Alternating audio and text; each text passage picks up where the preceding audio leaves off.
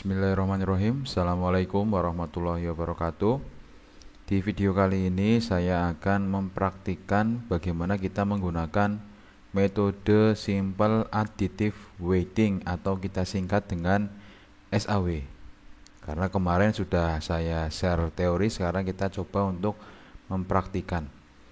Metode SAW ini merupakan salah satu metode dalam pengambilan keputusan multi kriteria.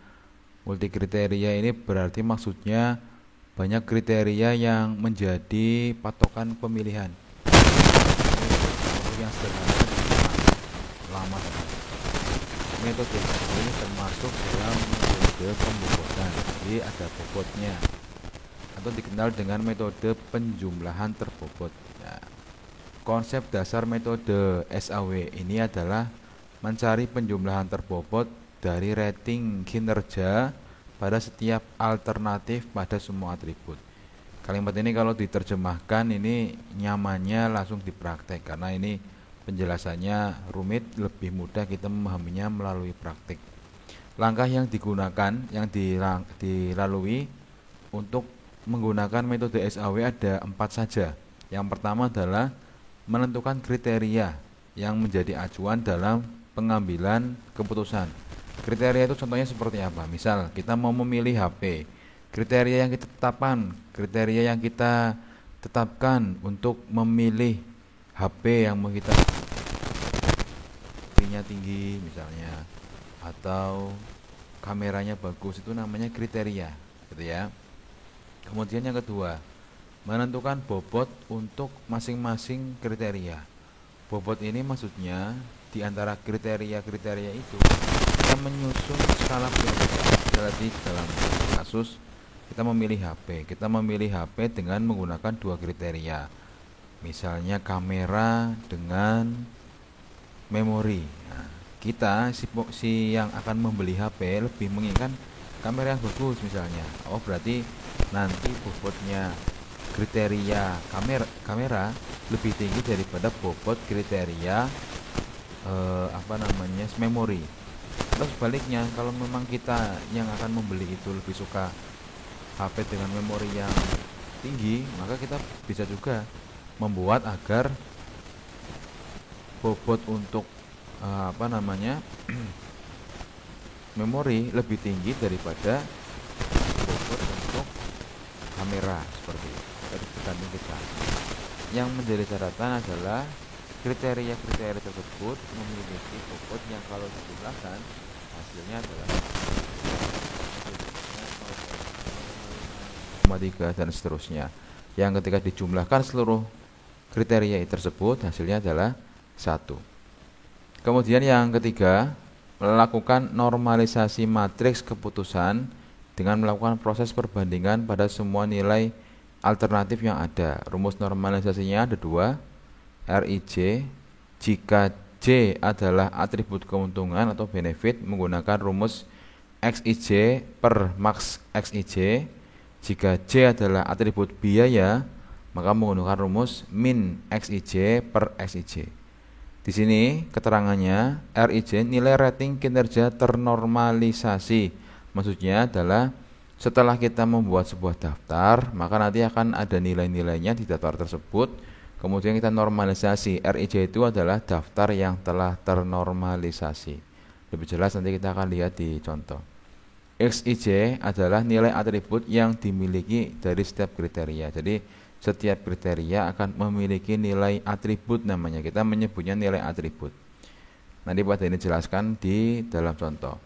Max XIJ maksudnya adalah nilai atribut yang paling besar. Min XIJ nilai atribut yang paling kecil. Benefit, jadi sebuah atribut itu bernilai benefit jika nilai terbesar adalah terbaik. Maksudnya gimana, Pak? Maksudnya misalnya ada kriteria, ini maksudnya kriteria ya. Kriteria daya tahan misalnya. Yang daya tahan itu misalnya satuannya adalah tahun. Semakin panjang tahun daya tahannya, semakin baik, itulah benefit, gitu ya. Kemudian kalau cost ini jika nilai terkecil adalah terbaik. Misalnya kita dalam memilih HP, kita pasti kalau memilih HP yang tidak mahal, berarti yang murah berarti yang kecil, Semakin kecil semakin baik gitu. Kalau semakin besar itu semakin baik, berarti namanya benefit. Tapi kalau semakin kecil semakin baik atau kita pilih, namanya cost. Membedakan benefit dan cost tidak susah, tinggal kita lihat diri kita saja. Benefit itu berarti kalau dia semakin besar, semakin banyak, semakin tinggi, kita semakin ingin memilihnya gitu. Kalau cost, kalau dia si kriteria itu semakin kecil, semakin sedikit, semakin murah, itu malah kita semakin memilihnya, berarti itu namanya kriteria atau cost gitu, atribut biaya. Jadi langkah ketiga, kemudian langkah keempat menghitung nilai preferensi untuk tiap alternatif menggunakan rumus VI sama dengan untuk setiap WJ kali RIJ. Nanti buat ini jelaskan detailnya.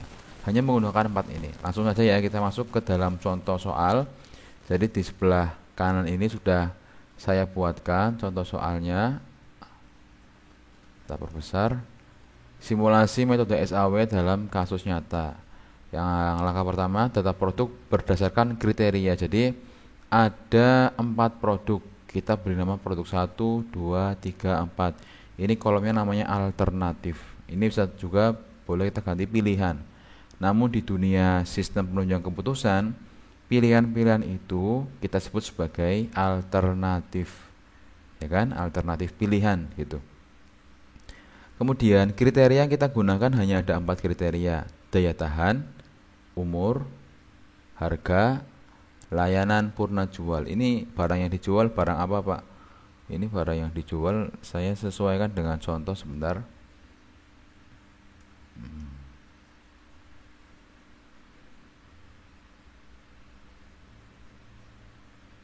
Nah, misalnya ini adalah motor gitu ya. Ini kita anggap saja dia adalah motor gitu. Nah, produk 1 sampai produk 4 memiliki nilai XIJ. Ini kalau produk 1 daya tahannya 5 nilainya ya. Jadi 5 itu satuannya apa Pak? Apakah tahun ataukah minggu? Tidak memiliki satuan, tapi ini adalah penilaian dari kita. Produk 1 memiliki daya tahan dengan nilai 5, umurnya juga 5, harga 4, layanan purna jual 7 gitu ya.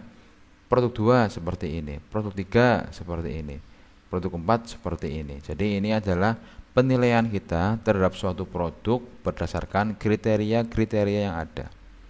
Nah Pak, bagaimana cara kita memberikan nilai? Kita perlu membuat tabel lagi sebenarnya. Kita perlu membuat sebuah tabel lagi, tabel untuk menentukan penilaian. Misal, untuk tabel daya tahan. Daya tahan nilainya rentangnya dari 1 sampai 5. 5 itu adalah yang tertinggi nilainya. 1 itu adalah nilai yang terendah.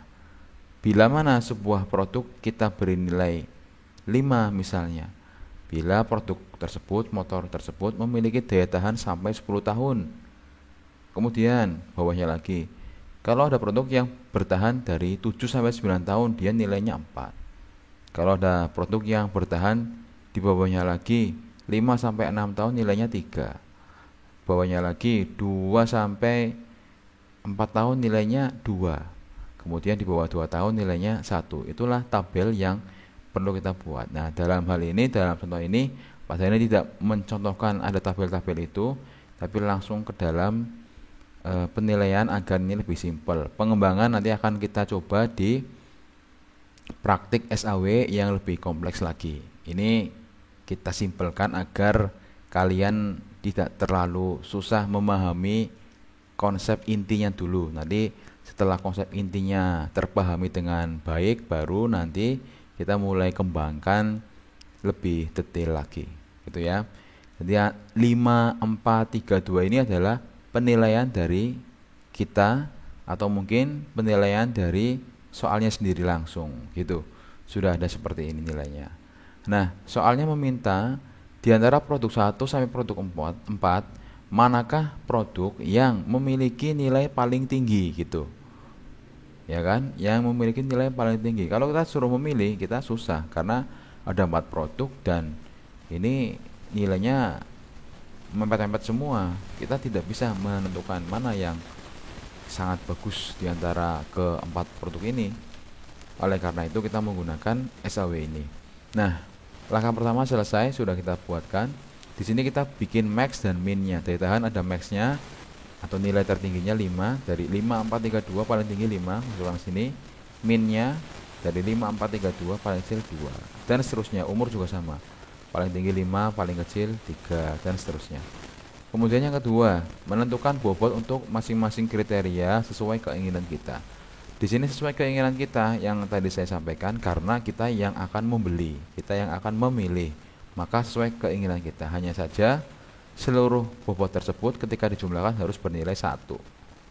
Ya, misal daya tahan mendapatkan poin atau bobot 0,2, umur 0,3, harga 0,35, layanan purna jual 0,15. Dari sini kita ketahui bahwa prioritas paling tinggi yang diharapkan oleh kita adalah harga 0,35, memiliki porsi yang paling tinggi. Maksudnya gimana, Pak? Apakah harganya paling mahal? Tidak, tapi harga yang paling murah. Kenapa? Karena harga ini adalah kriteria cost, atau kita akan memilih yang semurah-murahnya. Kita akan memilih yang semurah-murahnya. Kalau daya tahan kita memilih yang selama-lamanya, ya kan? Daya tahan kan? Berarti kan sebanyak-banyaknya. Umur gitu. Kalau umur ya selama-lamanya juga. Layanan purna jual ya selama-lamanya juga. Berarti di antara 4 kriteria ini yang berbeda hanya harga, dia cost, yang lainnya benefit. Gitu ya. Prioritas yang pertama harga, kemudian prioritas yang kedua adalah umur, selanjutnya daya tahan, kemudian layanan purna jual. Totalnya kalau kita jumlahkan sudah 1. Nah, sekarang langkah 2 selesai, kemudian kita melakukan yang ketiga, melakukan normalisasi. Cara melakukan normalisasi menggunakan rumus tadi. Caranya adalah di sini. Ini langsung pada ini praktekkan langsung menggunakan Excel. Jadi kalau dia kriteria benefit, daya tahan ya, benefit, maka menggunakan rumus XIJ per maksimal XIJ. Di titik ini kenapa kok muncul 1, Pak? Karena ini adalah hasil dari pembagian C7 5 dibagi dengan maksnya XIJ 5 juga. Kenapa kok di C7-nya, Pak? Karena ini bagiannya produk 1. Nanti kalau di bawahnya akan berbeda lagi.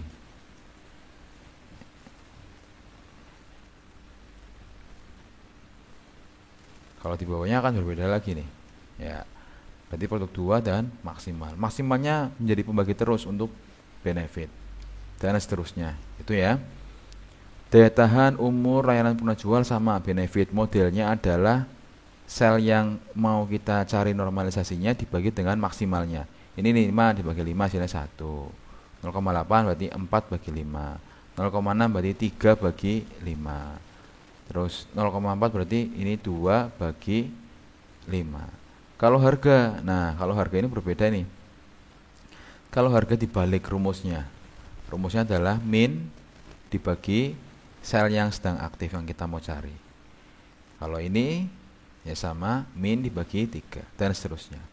Sampailah kita akhirnya menemukan semuanya langsung jadi semua seperti ini. Barulah kita akan hitung. Ini namanya sudah ternormalisasi ini. Sudah ternormalisasi. Ternormalisasi artinya masing-masing nilai ini telah terstandar, ternormalkan. Nilainya tidak berbeda, semuanya sama ini. Nah, sama levelnya, bukan sama nilainya tapi sama levelnya. Sehingga kalau kita akan menghitung maka sudah seimbang antara satu dengan yang lainnya. Sekarang kita mulai akan menghitung. Menghitungnya di langkah keempat, menghitung nilai preferensi menggunakan di sini Pak saya menambahkan V product hasil dari perkalian